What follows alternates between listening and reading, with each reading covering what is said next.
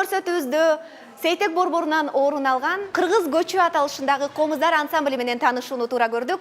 Андыктан биз менен бирге болуңуздар, ардактуу телекөрүүчүлөр. Алгач эле улуу топтун таланттуу окуучуларынын өнөрлөрү менен тааныштык.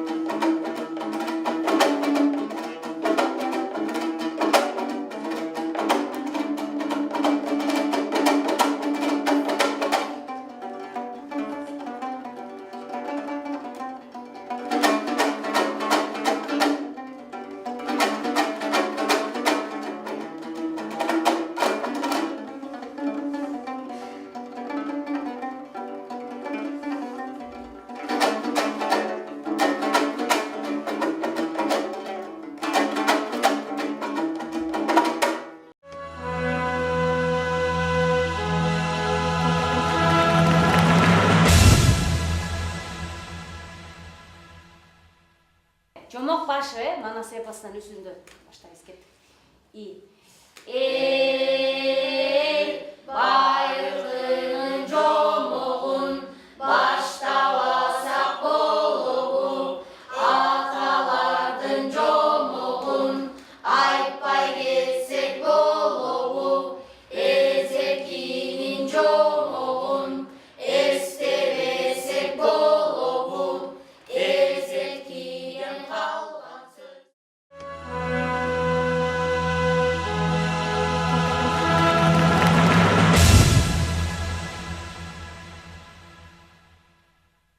сапарыбызды ортоңку топтогу тарбияланып жаткан балдар кыздардын комузга болгон кызыгуусун байкоону туура көрдүк. Кеттик. Чоң.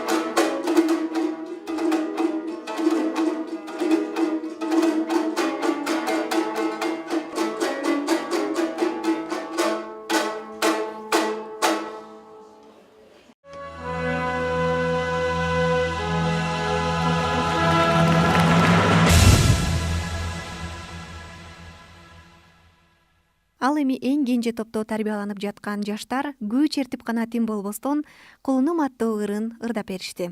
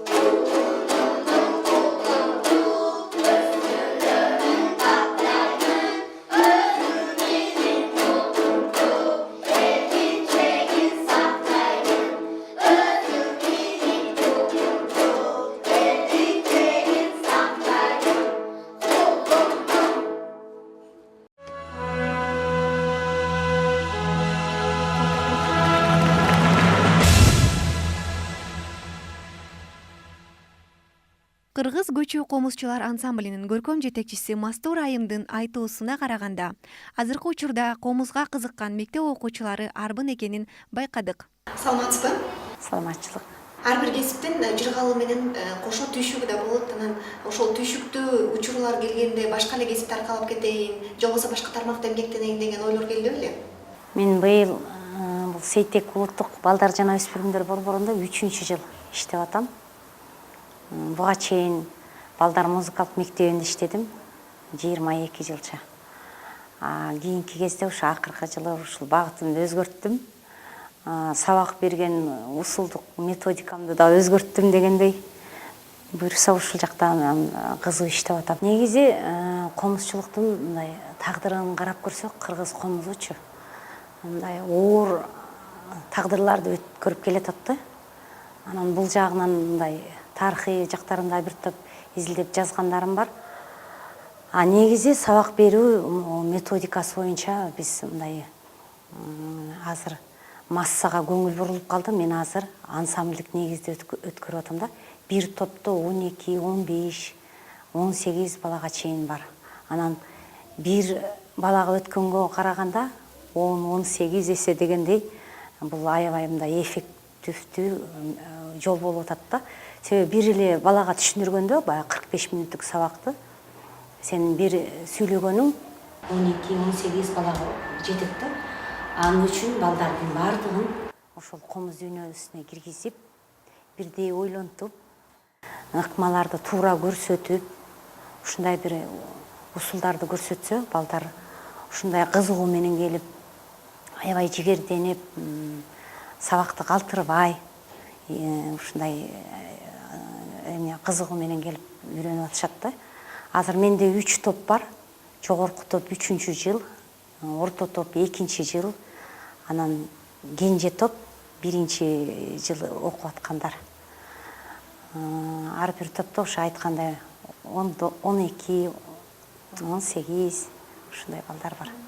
Бул жерде 3 топту тарбиялайт экенсиз. Анан алар менен иштешүү жеңилби, алардын ар биринин психологиясын билүү, алар менен тил табышуу, кээ бир учурлар болуш керек, катуураак урушуп коебуз, же болбосо тескерисинче мактайсыз, же болбосо жакшы сөздөрүңүздү айтып коесуз. Андай учурлар болгондо кандай ыкмаларды колдоносуз? Мен негизи балдарды өтө деле тандабайм.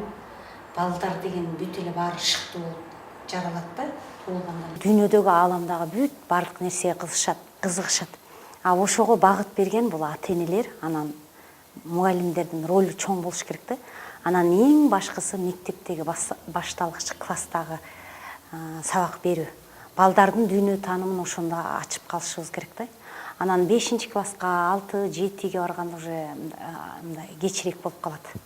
Карап көрсөң 1-2-класстагы балдарды карасаң, укмуш алар аябай жүрөктөрү таза, дүйнөнү таза ушундай кабыл алган мезгилде. Биз ошондой табигый таза нукура билимди биз мындай туура көрсөтүп багыт беришибиз керек да.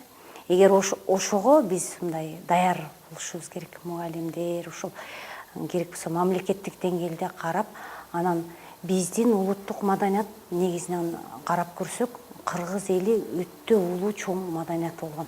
Завод, фабрика, дагы мисалы башка Европа өлкөлөрүндө биз андай формация, андай доголорду өткөргөн эмеспиз да. Биз деген көчмөндүк, жоокердиктик тарбияланган элбиз. Бүт жашоонун баарын табигый түрдө, натуралдуу түрдө кабыл алганбыз да. Жасаган, жеген, ичкен, кийимибиз, турган турпатыбыз, дүйнө таанымыбыз бардыгы таза. Байкап көргүлө, мына биздин кыргыз кийимдери кандай өнүгүп атат да. Ичкен тамак аштарыбыз карагыла, шоронун, мисалы шорону эле алып көрөлү. Айран сүттү биз кандай иштетебиз, эт багытында карагыла. Бул деген кыргыздар жөн эл эмес да.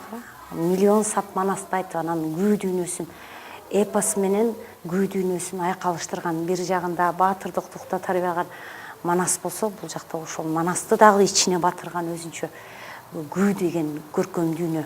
Анан башка майда аспаптар, мисалы чопочор, сыбызгы, жыгач комуз, ооз комуз деген комуздан башка аспаптар дагы аябай өзүнүн бир чоң деңгээлине көтөрүлгөн да. Үн берген тембрдик жактан мындай кооз аспаптар бар. Деги эле карасаң, кыргыз дүйнөсү аябай мындай нукура таза элбиз да. Анан биз бул жактан эч кандай коркпой эле дүйнөгө ушундай бир улуу маданияттарыбыз менен мактанышыбыз керек. Ал үчүн биз мына мектеп жашынан, ушул бала бакчадан баштап эмне кыла башташыбыз керек. Туура тарбия берип, туура багыт беришибиз керек да. Азыр мына айтып атпайбызбы, Японияда мисалы балдар кичинекей кезинен эле бир аспапты өстүрүш керек мектепте. Кызмат абалында олтургандар мисалы аспаптарды билиш керек деген сөздөр айтылат го. Биз ошондой духка түшүшүбүз керек да. Ар бир кыргыз баласы манасты айта билиш керек. Канча бир сабын жатка билгидей болуш керек. Комузду же болбосо башка аспаптарды өздөштүргөндөй болушубуз керек. Бул жагынан биз дүйнөнү багындырабыз. Скрипка, фортепиано, дагы башка аспаптардын доорлору мындай элге сиңип адамзатка кабыл алынып бүттү да. А комуздун доору мына ушул биздин доордон келатат да. Мына азыркы учурда Кыргызстандын келечеги болгон жаштарга комуз үйрөтүп атасыз. Анан өзүңүз канча жашыңыздан баштап колуңузга комуз алып, күбөлөрдү чертип ырдай баштадыңыз эле? Мен негизинен чоң аталарым комуз черткен, ыр айткан, төкмөлөп, жамактап айткан кишилер болгон экен. Анан атам раматылык айтып калчу, биздин ата тек ушундай адамдар болгон деп, ушундай бир эмнеде тарбиялаган экен да. Мен 4-класстан комузду кармадым. Ош шаарындагы балдар музыкалык мектебине Меңди деген эже мени алып келди да, биздин мектепке балдарды тандап кеткенде ошондо окуп калдым. Ош шаарындагы музыкалык мектептен 5 жыл билим алдым. Кайра ошол эле Оштогу Ниязалы атындагы музыкалык окуу жайында 4 жыл окудум. Аны артыкчылык диплом менен бүтүрдүм. Андан кийин мына эгемендүүлүк келди. Улуттук консерватория ачылды, баргыла деп. 18 студент бүтүргөнбүз, ошонун ичинде келдим, келип биринчи абитуриент болуп кабыл алынып, анан 99-жылы биз 93-жылы ноябрда консерватория ачылса, 94-жылы июнь айында биз кабыл алындык, 99-жылы бүтүрдүк. Курсташтарым мына Нурлан Ышанов агайыбыз, азыр белгилүү Нурзат Орозалиева консерваторияда декан азыр. Анан Жылдыз Акматова, мен төртөөбүз ушул салттуу музыка боюнча ошонун ичинде кыргыз комузун бүтүрдүк да. Ага чейин балдар музыкалык мектебинде, музучилище, консерватория ушул эмнеде ладовый комуздардын мындай түркүмдөргө бөлүнүп, анан өркүндөтүлгөн дегендей, же болбосо орустун балалайкасына негизделген комуздарда окучубуз. Мына эгемендүүлүк келди. Консерваторияда ачылды 95-жылы. Самара Токтакынова 2-курста келгенде, ошол эже келгенден кийин бизде кафедрада комуз аспабы, кыргыз комузга багыт берилип, ошондон баштап азыр эми карасаң салттуу музыка дүйнөсү дүркүрөп өсүп, манасчылар, төкмөлөр, дастанчылар ар кайсы аспаптарда өздөштүргөн консерваториялык билимге жеткен адистер жылдан жылга арбып чыгарылып атат да. Сөзүңүз курбол болсун, эми анда бизге бир чыгарма ойноп бербейсизби же ырдап бересизби комузуңузду колуңузга алып? Теңизбек Нурдиловдун «Кымбаттуу кыргыз калкыма» деген ыры сөзү болгон өзүнүкү экен. Ошол ырды аткарып берейин.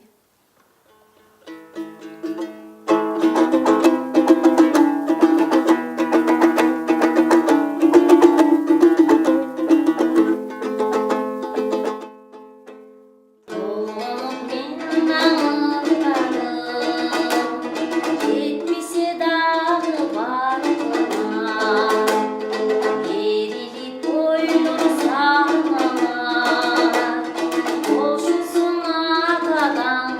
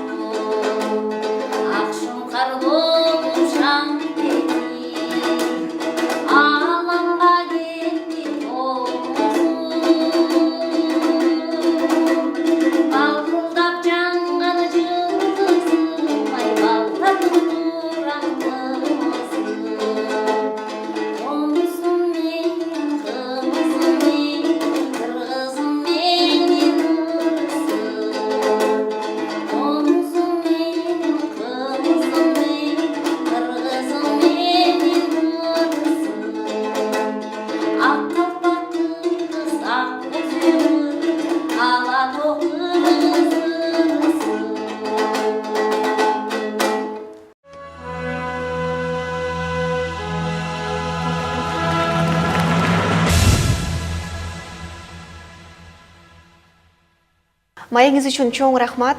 Кыргыздын келечеги болгон жаштарга тарбия берип, улуу коомубузду үйрөтүп атыптырсыз. Мына бул өнөрүңүз дагы өркүндөй берсин. Ишиңизге ийгилик каалайбыз. Ар дайым эл үчүн кызмат кылып жүрө бериңиз.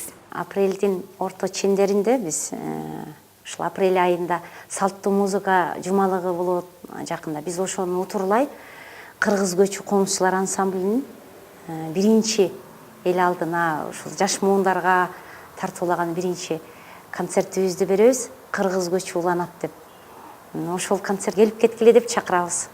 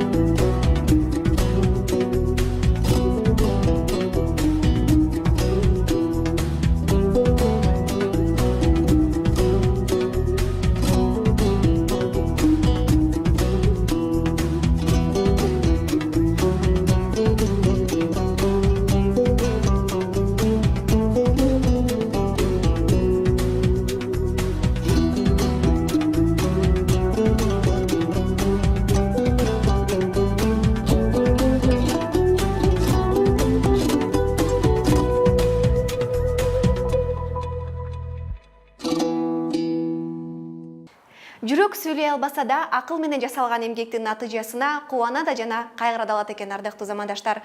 Кийинки берүүдөн көрүшкөнчө саламатта калыңыздар.